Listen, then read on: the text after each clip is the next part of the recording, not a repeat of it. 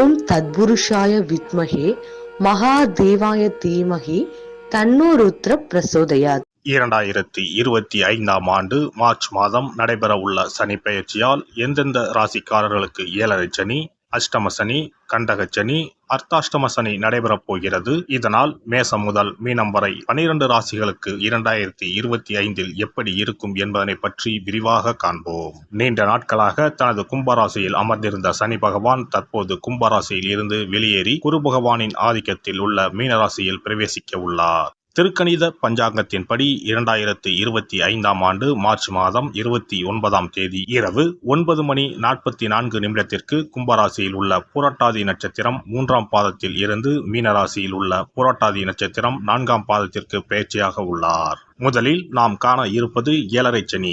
ஏழரை சனியை 2.5 ஆண்டு காலமாக பிரித்து சொல்லலாம். முதல் 2.5 வருடத்தை விரயசனி என்றும், அடுத்து வரக்கூடிய 2.5 வருடத்தை ஜென்மசனி என்றும், இறுதியாக வரக்கூடிய 2.5 வருடத்தை பாதச்சனி என்றும் அழைக்கின்றோம். கடந்த ஆண்டு 2023இல் இருந்து மகர ராசிக்கு பாதசனியும், கும்பராசிக்கு ஜென்மசனியும், மீனராசிக்கு விரயசனியும் நடைபெற்று வருகிறது. இனி வரக்கூடிய சனி பெயர்ச்சியால் மேச ராசிக்காரர்களுக்கு ஏழரை சனி ஆரம்பித்து அடுத்த 2.5 வருடம் விரயசனி நடைபெற உள்ளது. மீன ராசிக்கு விரயசனி முடிந்து ஜென்மசனியும், கும்பராசிக்கு ஜென்மசனி முடிந்து பாதசனியும் நடைபெற உள்ளது. மகர ராசிக்காரர்கள் ஏழரை சனியில் இருந்து முழுமையாக விடுதலை அடைய உள்ளீர்கள். ராசிக்கு 4ஆம் இடத்திற்கு சனி பகவான் வரும் பொழுது நடைபெறுவது அர்த்தாஷ்டம சனியாகும். ராசிக்கு 7இல் சனி பகவான் வரும்போது நடைபெறுவது கண்டக சனியாகும். ராசிக்கு 8இல் சனி பகவான் வரும்போது அஷ்டம சனி நடைபெறும். வரும் சனி பெயர்ச்சியின் போது மகரம், கடகம், விருச்சிக ராசிக்காரர்கள் சனியின் பாதிப்பில் இருந்து விடுபட உள்ளீர்கள். மேச ராசிக்கு விரயச்சனியும், ரிஷப ராசிக்கு லாபச்சனியும், மிதுன ராசிக்கு கர்மச்சனியும், கடக ராசிக்கு பாக்கியச்சனியும் நடைபெறப் போகிறது. சிம்ம ராசிக்கு அஷ்டமச்சனி, கன்னி ராசிக்கு கண்டகச்சனி, துலாம் ராசிக்கு ரோகச்சனி, விருச்சிக ராசிக்கு பஞ்சமசனி, தனுசு ராசிக்கு அர்த்தாஷ்டம சனி, மகர ராசிக்கு சகாய சனி, கும்பராசிக்கு பாதசனி, மீன ராசிக்கு ஜென்மசனி நடைபெற உள்ளது.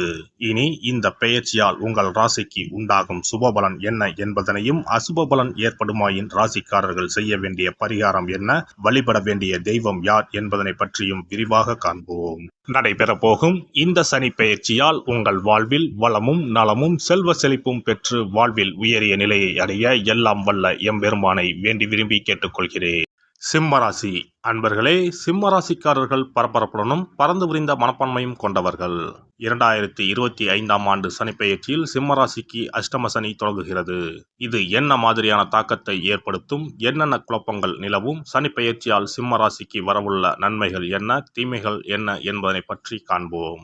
சிம்மராசிக்கு இத்தனை நாள் சனி பகவான் 7ஆம் இடத்தில் அமர்ந்திருந்தார். 7ஆம் இடம் என்பது கலத்திரஸ்தானம். சிம்ம ராசிக்கு அதிபதி சூரிய பகவான். 7ஆம் இடம் சனி பகவான். சூரியனும் சனியும் சத்ரு கிரகங்கள். 7ஆம் இடம் திருமண வாழ்வை குறிக்கும். இதுநாள் வரை அவர்களுக்கு திருமண வாழ்வு பிரச்சனையாக இருந்திருக்கும். சிம்மத்துக்கு அஷ்டம சனி தொடங்குகிறது. இதனால் சனி பகவான் 8ஆம் இடத்திற்கு வரப்போகிறார். சனி பகவான் இருக்கும் இடத்தில் பிரச்சனைகள் தொடங்கும். 7.5 சனியில் பாதி தாக்கம் அஷ்டம சனியில் இருக்கும். குழந்தைகள் சம்பந்தப்பட்ட விஷயத்தில் கவனமாக இருக்க வேண்டும். குழந்தைகள் விஷயத்தில் புதிய முடிவுகள் எடுக்காமல் இருப்பது நல்லது. திருமண வரன் சம்பந்தப்பட்ட விவகாரத்தில் சங்கடங்கள் வந்து செல்லும். அதனால் எதையும் நன்கு திட்டமிட்டு செய்வது நல்லது.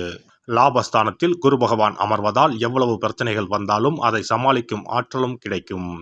6ஆம் அதிபதி 8ஆம் இடத்தில் வருவதால் சில யோகங்கள் வரலாம். நீண்ட கால பகைகள் விலகும். குழந்தை பாக்கியம் உண்டாகும். திருமணம் ஆகாதவர்களுக்கு திருமணமாகும். ராசியில் கேது பகவான் இருப்பதால் ஞானம் கிடைக்கும். சனி பகவானால் வேலை உள்ளிட்டவற்றில் மிகப்பெரிய மாற்றங்கள் கிடைப்பதற்கும் வாய்ப்புள்ளது. அது கடினமாக இருந்தாலும் கெட்டியாக பிடித்து கொள்ள வேண்டும். தேடி வரும் வாய்ப்பை சரியாக பயன்படுத்திக் கொள்வது புத்திசாலித்தனம். பிரிந்த கணவன் மனைவி சேர்வதற்கும் வாய்ப்புள்ளது. பணியில் வெளிநாடு வாய்ப்புகள் உருவாகும். வாழ்க்கை துணையால் சொத்துக்கள் சேரும். சனி பகவானின் புதனின் நட்சத்திரத்தில் சஞ்சாரம் செய்வதால் சில நேரம் உங்கள் வாக்குறுதியை நிறைவேற்ற முடியாத சூழ்நிலையும் உருவாகும். சட்டம் வழக்கு விஷயத்தில் மிகுந்த கவனமுடன் இருக்க வேண்டும். எதிர்பாராத பிரச்சனைகள் வரலாம். கடன் கொடுப்பதையும் தவிர்க்க வேண்டும். கவனமாக இல்லாவிடின் அவமானங்கள், தோல்விகள் சந்திக்க நேரலாம். கோபத்தை தவிர்க்க வேண்டும். கணவன் மனைவி இடையே பிரச்சனைகள் வந்து செல்லும். வேலைப்பளு அதிகரிக்கும். வாகனத்தில் கவனமாக செல்ல வேண்டும். இரவு நேர பயணத்தை தவிர்ப்பது நன்மை தரும். ஆரோக்கியத்தில் கவனமாக இருக்க வேண்டும். பெரிய முதலீடு தொழில் தொடங்குவது சிக்கலை ஏற்படுத்தலாம். தந்தை உடல்நலத்தில் கவனமாக இருக்க வேண்டும். 8ஆம் இடத்தில் உள்ள சனி பகவான் 2ஆம் இடத்தை பார்ப்பதால் வார்த்தைகளை கவனமாக பயன்படுத்த வேண்டும். கடன் வாங்கவே கூடாது. மாணவர்கள் படிப்பில் மிகுந்த கவனமுடன் இருக்க வேண்டிய காலகட்டம் இதுவாகும். ராசிக்கு 12வது இடத்தில் செவ்வாய் சஞ்சாரம் செய்வதால் பெண்கள் தங்களின் ஆரோக்கியத்தில் மிகுந்த கவனமாக இருக்க வேண்டும். முக்கியமாக பெண்கள் கால்பாதம் பகுதியில் அதிக எச்சரிக்கையுடன் இருப்பது நல்லது. நரம்பு சம்பந்தப்பட்ட விஷயத்திலும் கவனமாக இருக்க வேண்டும். கணவரின் உறவினரிடம் யோசித்து பேச வேண்டும். வீண் விவாதங்களை தவிர்ப்பது நல்லது. எதிலும் நிதானமாக செயல்படுவது நன்மை தரும். எளியவர்களுக்கு தானம் செய்வது, மாற்றுத்திறனாளிகளுக்கு அன்னதானம் செய்வது, வளர்பிறை மற்றும் தேய்பிறை அஷ்டமி திதிகளில் பைரவர் வழிபாடு, சனிக்கிழமை சிவாலயங்களில் வழிபடுவது, திருநள்ளாறு சென்று நீராடி சனி பகவானுக்கு அபிஷேகம் செய்து பரிகாரம் செய்யலாம். சிறப்பு பரிகாரம். நவ கிரகங்களில் சனி பகவான் நீதி தவறாதவர். அவரவர் கர்ம வினைகளுக்கு உரிய பலனை தவறாமல் வழங்குபவர். பொதுவாக சனி பெயர்ச்சி என்றாலே எல்லோரும் பயப்படுவார்கள். அப்படி பயப்பட வேண்டிய அவசியமே இல்லை. சனி பகவானால் பாதிப்புகள் ஏற்படும் பட்சத்தில் பாதிப்பில் இருந்து விடுபட பல எளிய பரிகாரங்கள் உள்ளன. ஒரு கைப்பிடி பச்சரிசியை எடுத்துக்கொண்டு அதை நன்றாக பொடி செய்து கொள்ள வேண்டும். பிறகு சூரியனை வழிபட வேண்டும்.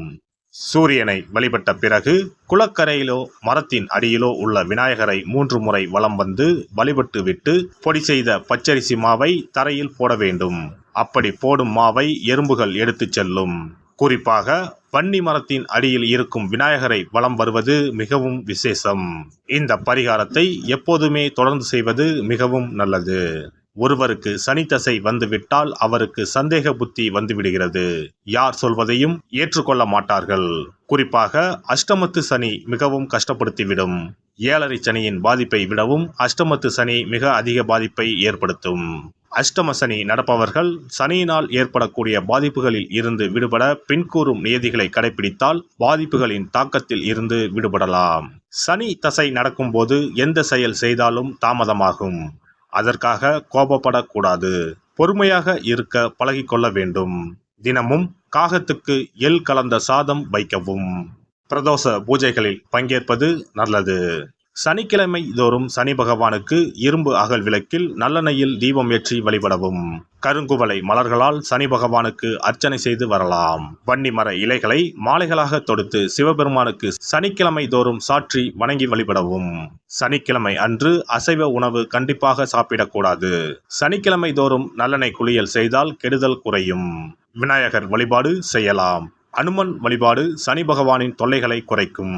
ஞாயிற்றுக்கிழமை மாலை ராகு கால வேளையில் கால பைரவரை வணங்கி வரலாம். தேய்பிறை அஷ்டமி நாளில் கால பைரவரை வணங்கி வருவது நன்மை தரும்.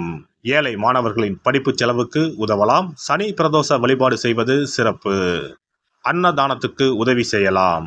சித்தர்களின் பீடங்கள், ஜீவ சமாதி பீடங்களுக்கு சென்று வணங்கி வழிபடலாம். வன்னி மரத்தை சுற்றி வந்து வணங்க வேண்டும். இதனால் சனி பகவானின் கொடுமையான பாதிப்புகள் விலகிவிடும். பிரதோஷ காலத்தில் சிவபெருமானுக்கு வில்வ இலை கொடுத்து வணங்க வேண்டும்.